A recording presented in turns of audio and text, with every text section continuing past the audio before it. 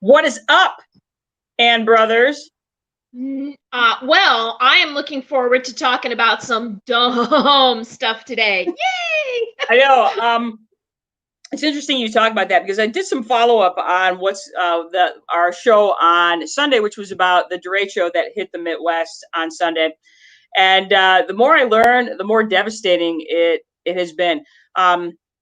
Chris Barnes, who was the principal at Constantine High School when I was there, sent some pictures out of what happened to the schools in Cedar Rapids. They won't be able to start on time. They're going to be at least 2 weeks late starting because of the devastation to the schools. I mean, torn to pieces. So I did a little bit of follow up with that. I did a little post just saying if people want to help with the situation in Cedar Rapids, that is awesome. So yeah, we are definitely going to talk dumb stuff today because we're going to go way smart again on Sunday when we talk about wildfires because the West is on fire and we're going to address some of those pieces. But today we are talking about dumb stuff, fun stuff, and that is this came from a conversation that was struck up over text a couple of weeks ago about if we were to establish a Mount Rushmore of lead singers of hair bands from the 80s, who would they be? And I got to tell you, this discussion ended up taking the better part of an entire evening. So we came up with our own list, but we've got a surprise for everybody today because we have some important guests that are going to be with us today. We have, of course, musical experts, Jim and Tammy. You remember them from being yacht rock experts. Well, it turns out they are also 80s hairband rock experts. And here they are, Jim and Tammy Peters. Woo! Woo! Wow. Jam. That's all I have to say. I feel like I should take my underwear off and fling it at my phone. You should, Ann. You should do that right now. Hey, we are so proud to be experts of dumb stuff. Oh, my white cotton panties are coming at you. Because here's the thing. This all started a couple weeks ago, Tammy, when you texted me with this question. And, you know, Joe and I just happened to be sitting on our veranda, otherwise known as our broken down back porch, drinking delicious cocktails. I know, right? And here comes this text. I'm like, who are they? I know. I'm like, right now, delicious old fashioned, which my husband made me. I know. So we literally talked about this forever. We threw this out on Facebook, and it was amazing. This is why we liked talking about this, because everybody got in this. Republicans, Democrats, right, left, moderates. It literally brought us all together. Wait. Yep. And honestly, that's all we really want to talk about. We just want to talk about the 80s, man, and the 70s, honestly. That's it. It was a better time. Indeed. Simpler times. So, I thought I made a little slideshow presentation with this, and I thought we would start by addressing some of the questions that have to be answered if you're going to make a Mount Rushmore of the great 80s hair bands, or the lead singers. So here's what I came up with. For starters, I said these are some questions that you have to consider. Hair band versus rock band, because when my husband and I were disagreeing, this became the first thing. So I'm going to start with you, Jim and Tammy. Talk to me about what is a hair band versus a straight up rock band. Go right ahead, hon. All right. I'll start. Hair bands are very glamorous. They have ginormous hair. They like makeup, like to wear makeup, and they love spandex. Then you got your true hard rock bands like the Scorpions and Metallica. They would never wear makeup or spandex. I guess leather. They would wear the leather, but not the spandex. And all the hair bands, I feel like, had a love ballad. Oh, They had love ballads. Yeah. Yes. Catchy, The nauseating love ballad. Yep. yeah, they had catchy hooks in their songs. Yep. Yeah, so they made them a little bit poppy Poppy, from time to time, but right. You didn't hear a lot of Metallica on the radio, but boy, you heard a lot of Bon Jovi. that's true. That's Yeah. very That's true. so true. Yep. Yeah. So true. Yeah. All right. Good point. We're going to continue on. So, all right. Again, that's what I was asking. There are many hair bands in the 80s. So I think that's a good criteria to start with, which leads me to some questions. And those questions have to do with this. So, for instance, was Guns N' Roses a hair band? Absolutely. Really? 100%. I say no. Now, you have to understand some bands had some characteristics and or maybe eras, different times during the band's lifespan where they may have been different types of genres. For instance, Kiss. Kiss is a great example where they had their run in the 70s where it was all the makeup and all of that. But they had a hell of a hair band run in the 80s with Lick It Up and some of the albums without the makeup. They had a great hair band run. I happen to think GNR, when they started off, first couple of albums, very hair bandy. Look at the goodness gracious, the top hat, the leather, the glasses, you name it. Axel had headbands too. Headbands Very hair bandy, and then oh my gosh, the hooks in their songs, the hooks, the ballads, they fit a lot of the criteria, and they were freaking great. Yeah, there was the whole whistling incident in Patience. Good point. Oh, yeah. Yeah. Yeah, I forgot. I think I made myself forget about the song Patience because of the whistling. Yeah. Well, and I just realized I forgot about November Rain, which is basically a love ballad. It is. And you know Maybe what? they are hair band. Maybe I changed my mind. There you go. I don't know though. That was kind of a rockin' ballad. And it was like that was right at the end of the hair. That was like 1990, which is right there at the line between hair band and extinct. You know what I'm saying? Yeah. They are a hell of a rock band though, for sure. True that. You guys, where are you guys? Oh, sorry. I put you guys on screen because I wanted you to sort of kind of dominate that part of the conversation. So. We're back. All right. So that leads me to my next question. That question is, was Van Halen a hair band? Oh, this is another good one. So, Anne, you had some thoughts on this one?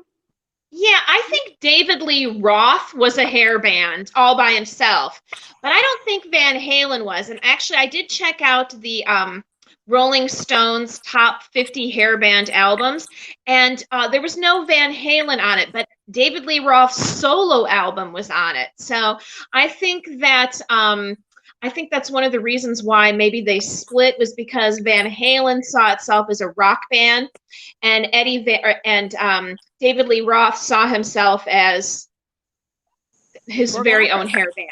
Yeah, so he was the entertainer, and so he was too big to be contained. So I say Van Halen itself, no. I don't think that. I think their lead singer was a hair band singer, but I don't think the band was. I would agree. I think most fans. I shouldn't speak for everybody, but I would guess that most fans of Van Halen are fans because of the lead guitarist, because of Eddie. Yeah. Right. And and that was. I mean, they were just as popular with Sammy Hagar, but it was Eddie Van Halen's show, and Eddie Van Halen is one of the best rock guitarists of all time. So I put them in the rock genre, but they probably had a little bit of hair going, but I wouldn't put them in. I agree with Ann. I think it was more David Lee Roth. I think if he met a different group of boys or men, he would have been in a hair band totally. Mm-hmm. For sure. Yeah. Hey, if you happen to be watching this, folks, and you want to chime in on this, type some stuff in the comments. Give us your thoughts on this, because like I said, this tends to be a fairly polarizing discussion. So we would love to hear from you if you're out there and have some thoughts on 80s hair bands and which lead singers of 80s hair bands belong on that Mount Rushmore. So that leads us to our next one. Was Def Leppard a hair band? Yes. 100%. All right. So Jim and Tammy say yes. Ann, your thoughts on this? Well, again, I'm going to go back to Rolling Stone top 50 hair band albums. Both Pyromania and Hysteria were both, in fact, Hysteria was their #1 hair band album. So based on Rolling Stone, yes. However, I think that what Def Leppard and Van Halen and Guns N' Roses did was they were less hair band, because I think they helped usher in the grunge movement. I think the hair bands kind of like, they're kind of like the Neanderthals of music. They kind of led to a certain line and then went extinct. Nothing really sprouted from them, but Def Leppard, Van Halen, Guns N' Roses had enough musical ability and enough staying power to actually, help give birth to another style of rock. So that's where, yes, I think they were a hair band, but I think they were better than your average hair band. Agreed. Did it seem to you that, and not to go off on a tangent, but I thought that was a great point, Ann, it seemed to me that grunge developed almost in hatred of glam rock or hair bands. Like they were the anti hair bands. They wanted to be the exact opposite, but with great music. I think they wanted to rock like a hair band, but I don't think they wanted to be a hair band, so that was, I think, definitely, I think that's, it's kind of like the parent or the child rebelling from the parents, the parent thinks they're really cool and the child thinks that they're an idiot. So I think that's, I had a couple of brothers who did that. Yeah. Speaking of brothers, your brother Joe is with us right now, and he busted out his favorite Def Leppard joke, which is "What has 9 arms and sucks?" Ouch! My brother Joe. Ouch! Is in hell for that one. Okay, so as a fellow musician, Joe, I think you'd have some more compassion. Right. Wow. You know what? That's the problem. All artists are bitches. Joseph Albert Peters. Wow. Joe, you just got chastised by your brother, man. Ouch. Ouch. Hey, I read okay, real quick about Def Leppard. I actually think the opposite. I actually think what made Def Leppard not a hair band is that they were the bridge between like your Judas Priests and your Black Sabbaths and your really hard-ass rockin' bands and the rest of us who were like too afraid of that music in the early 80s. And here comes Def Leppard, and they're kind of rocking, and they spelled their name wrong, like Led Zeppelin, and they're like, hey, that's pretty good. And I feel like they were the bridge between those hard-ass bands from the 70s and early 80s to the rest of us. So, bridge. They were kind of scary. Two bridges. So, maybe the bridged us from hard rock to hair bands, and then they bridged us from hair bands to grunge. So, Tammy, see? say that again. I think that Def Leppard was one of the first hair bands, though. They kind of, I thought, brought us in more to the hair band phase. I mean, their 83 was the first one. Not Hysteria, but Pyromania. And I'm not going to disagree with you. I think they were like the birth of the hair movement. So I guess you could probably consider them to be the babies of hair. So let's go back to our let's jump into this. All right, so we've got Michelle's with us. Van Halen, she is puzzled by that. And yeah, we're referring back to Joe's terrible Def Leppard joke. In case you missed it. That's one.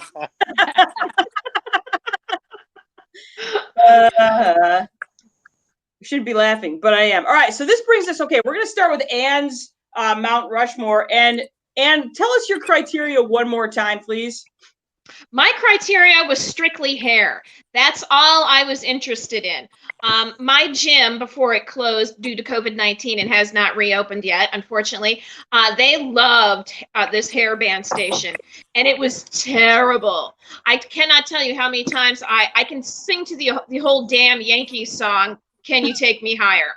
Anyway, so I really do hate hair band music, and the idea of going back and listening to any of it to decide which was the best, no. So I focused strictly on hair. And so my number 4 for best hair band based on hair was Warrant. Look at those sexy guys. I'm like, do they like just put on so much makeup? I'm like, I just put on blush until I want to have sex with myself. So, that is some sexy boys. And then of course my number 3 was Striper. I had a cousin who was really into them. The Christian hair band. Look at that. Looking good for Jesus. Looking good for Jesus. Damn. My number 2 was Motley Crue because, well, one, look at those assless chaps. You know those aren't for the girls. And then the hair, it's just fabulous. I mean, Tommy Lee, he looks almost yellow with hepatitis. And then finally, My number one hair band based on the most fabulous hair was Poison. They must have Aquanet must have gone bankrupt trying to keep that hair from, keep it defying gravity. So look how pretty they are. Ugh. Can you imagine so there's how my much top 4. how much lung damage they all sustained with all that hairspray? Just saying. Oh my gosh, they probably all have mesothelioma or something from all the I don't lung think it was crud. just the hairspray. Well said. That is a true statement. All right. So I went with specific lead singers of this, and I have a specific Mount Rushmore of lead singers, and this is my criteria. I based mine on name recognition, past and present. Do you know the name of the lead singer? Number 2, hair. How's the hair? Number 3, song recognition. Do we end up having songs that we all still sing today? And finally, their legacy in pop culture. Are they still a thing some way, somehow, somehow significant, even if they're not really significant, like they've developed a Twitter handle or whatever? All right, so here we go. And these are in no particular order. On my Mount Rushmore is Bret Michaels from Poison, because he had a whole reality show based on just having sex with him. And And I forgot about that. totally. Ew. And look at them. They're just so 80s. Everything you said earlier, Tammy, about the glam, look at that. So much lipstick, so much hairspray, so much ew. So Are you sure they're? I was gonna say there's some drag queens out there that have taken beauty tips from these boys. I think so. Yes. So Bret Michaels is on my Mount Rushmore. Next, John Bon Jovi from Bon Jovi. The dude is an icon, and we are still with feeling singing "Living on a Prayer." Even my students know that song and love it, and they just get all. Ooh, Eric Block said Cinderella. Eric, just so you know, Cinderella was Anne's number 5. So Number 5. I also want a brief moment in history. John Bon Jovi's father was a hairstylist, so he helped keep everybody's hair in fighting shape. So there you go. This is smart, dumb fun, people. Smart. Yeah, and he still is a very good-looking man. Yeah, there's no doubt. He's still That's true. He's still a He's good-looking got a man. handsome quality to him. Yeah, for real. All right, sorry, I got distracted by something shiny. All right, next up, I went with Vince Neil from Motley Crue. Not so much for Vince, though. Motley Crue, they were not the best hair, as you can see from this. However, they were the epitome of an 80s hair band. They were not nearly as, and they pretended to be super badass, but look at that hair and look at that makeup. Not nearly as badass as they thought. And Tommy Look at Lee. that leather jockstrap. Say again? Look at that leather jockstrap. Ew. Yeah, it's gross. And look where his sticks are. His sticks are in his gross. That's gross. Ew, Tommy Lee's gross. And again, though, Tommy Lee is iconic, man. We're still talking about Tommy Lee for all that time he spent with Pamela Anderson and the sex tape and all that sort of stuff. So, yeah, ew. And then finally, and I still think this is my number 1. It's Dee Snider from Twisted Sister. Because look at his hair. My God, it's amazing. And look at their clothes. Everything you just said, Tammy, about spandex and that picture sums it up. Also, Dee Snider had a cameo in Pee-wee's Big Adventure, so he's part of pop culture. And if you watch the SpongeBob SquarePants movie, the first one, the song Goofy Goober is a straight up rip off of I Wanna Rock. So that's all of the criteria. He does. I think Twisted Sister. I think Twisted Sister was one of those, it's almost like they were making fun of the hair band because, none of these guys are pretty. I mean, you can put all the makeup on them in the world. None of them are attractive. So I almost think that they were less inspired by hair bands and more inspired, by David Bowie. That whole theatrics of it. I mean, even their music was a little more absurd than your average. They had this tongue-in-cheek quality to them that made me. I still think they're a hair band, but they were. They separated themselves in their absurdity. That's cool. That's straight up cool. So anyway, there's my Mount Rushmore. Now, again, I got Eric Black out there. Thanks for joining us, Eric. Dee Snider's a great number 1 pick. I know, right? It's the curly fro that he's got going. I don't even know what to tell you. All right. So Jim and Tammy, Now, you guys sent me a list that night that we were having this debate, but you have some differences. So I would love to hear your picks, and I'm going to go ahead and throw them down at the bottom of the screen so people can see what you guys have to say about this.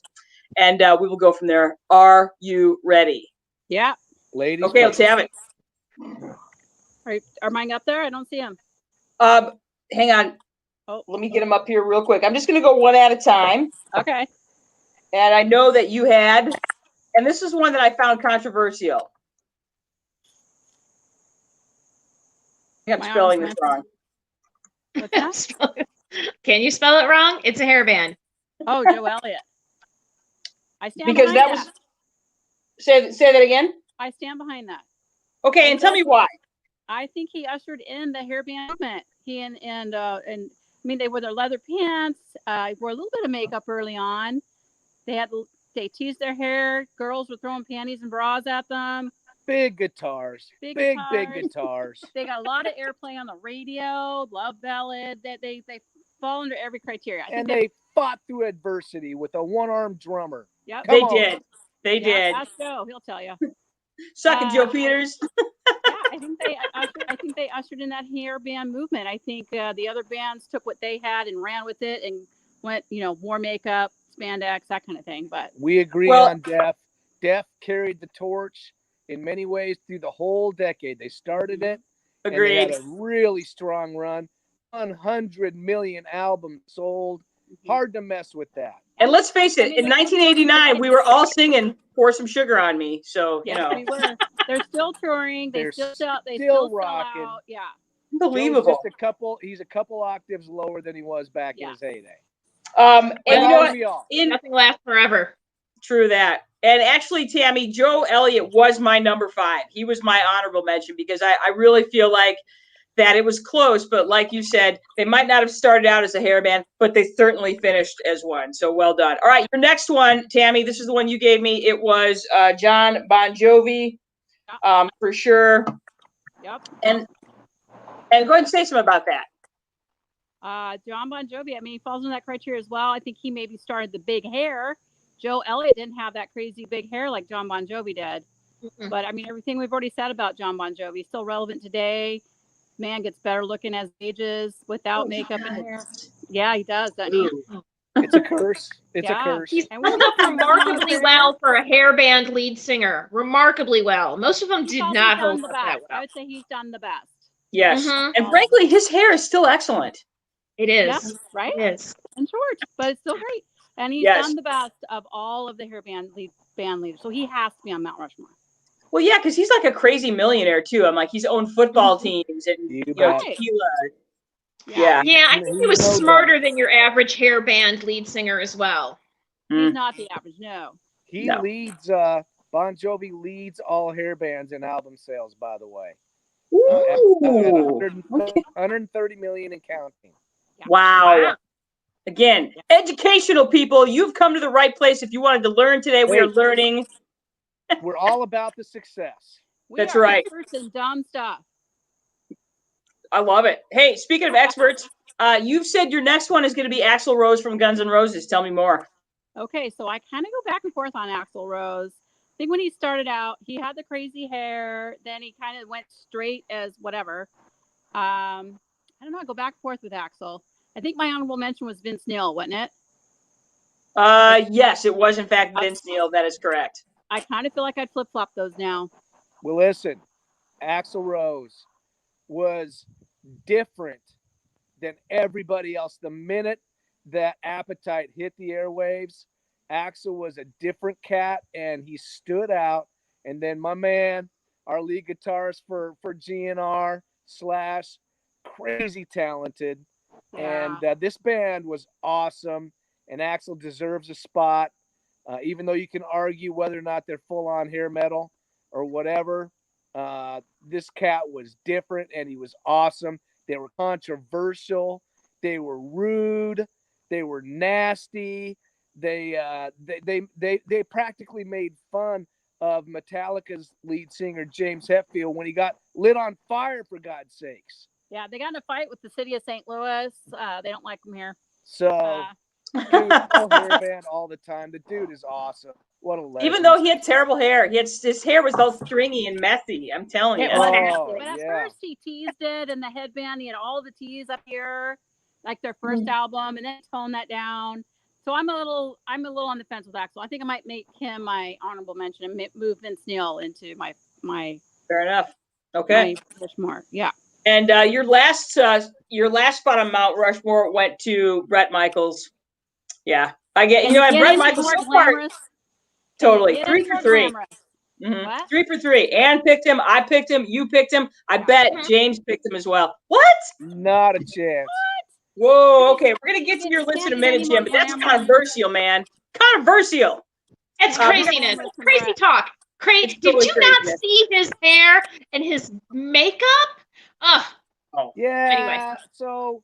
TV show? I actually am. To me, I don't know if you're a college basketball fan.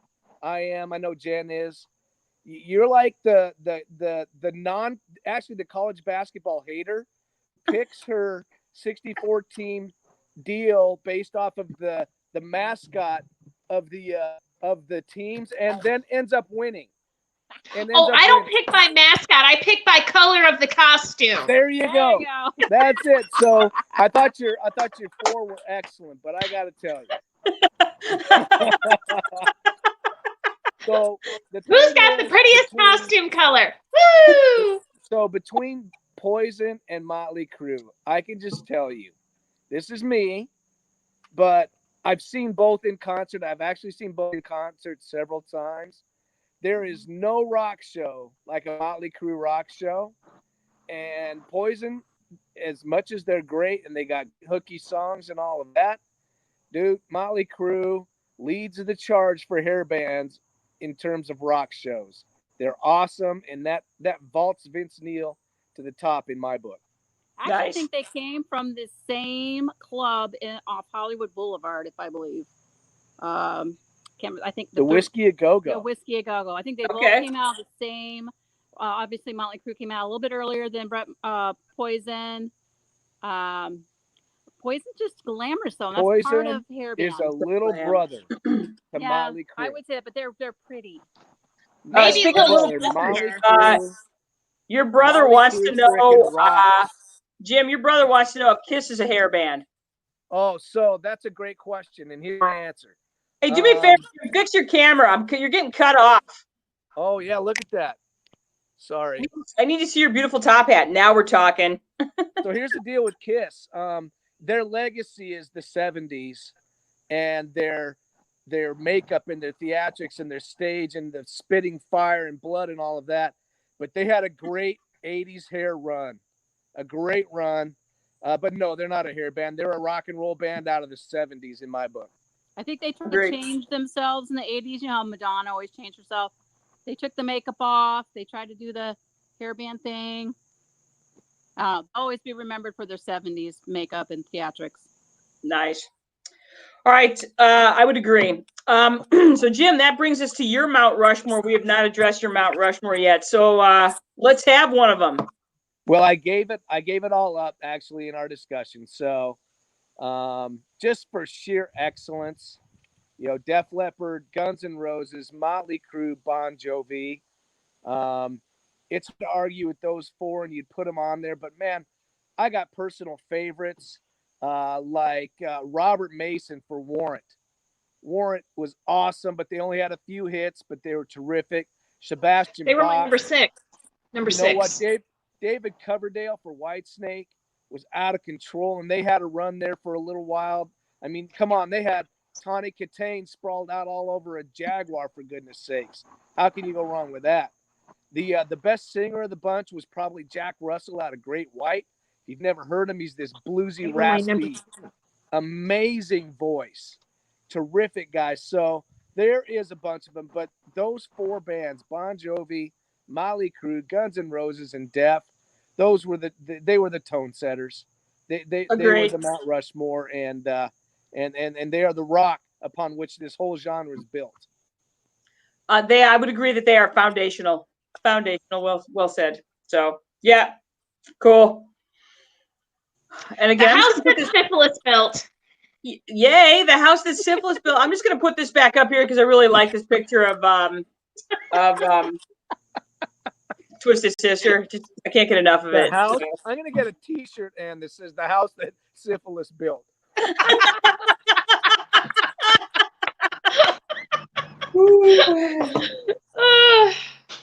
Yeah, if there's ever a way to get laid, it was to become an 80s rock band singer. Like, the funny thing is, all these guys, when they were in high school, they're probably all part of like their high school marching bands and all this, because that's probably where they all got their start, you know, in sixth grade band. Tommy Lee was in the marching band. Absolutely, because that's where all rock bands start. They start in sixth grade, you know, doing the percussion thing, you know, playing the triangle in their sixth grade band. We gotta look out for Devin and Sarah. They're gonna start their own band. They better. Oh, there you go. Okay, I'm gonna throw a question at you. Okay. What about Lita Ford? You know what? Joe and I talked about where women fit into all of this. And I think, you know, if you're talking about just rocking women like Joan Jett, but Joan Jett I would never ever put her into a Joan Jett hair band. Joan Jett was not a hair band, or Nancy Wilson, not hair band, even though they tried to hair band Heart in the 80s. You can't do it. Nancy Wilson is far too fabulous of a musician. Yep. You know, Lita Ford, though, it's like, again, though, because Lita Ford started out with the Runaways, yeah. Yes. With Joan Jett and the Runaways. Yes. And so I don't consider her to be, because of her punk background and her just legit credentials with the Runaways, I don't consider her to be a hair band, even though, you know, she got sort of picked up in that 80s hair band net. But man, I just hairnet. I did there.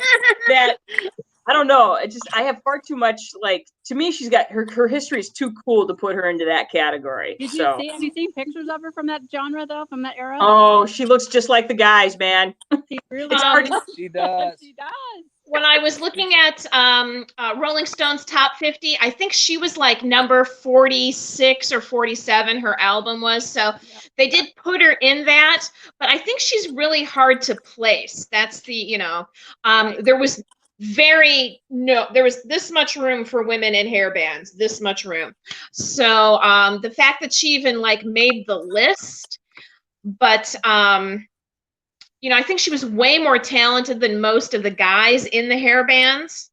But yeah, there was just there was like Vixen and that sort of thing, but there just really wasn't any room for women, you know, it's in rock music at that time. General. So good point with Vixen. I love it. You know, the fact that like Pat Benatar could like lead a you know, a band. I mean, that was like revolutionary. I don't know what's gonna happen. That's gonna fall apart. It's never gonna be successful. You know. She still is. So yeah, she is. But you know, she was a rarity. So and Heart.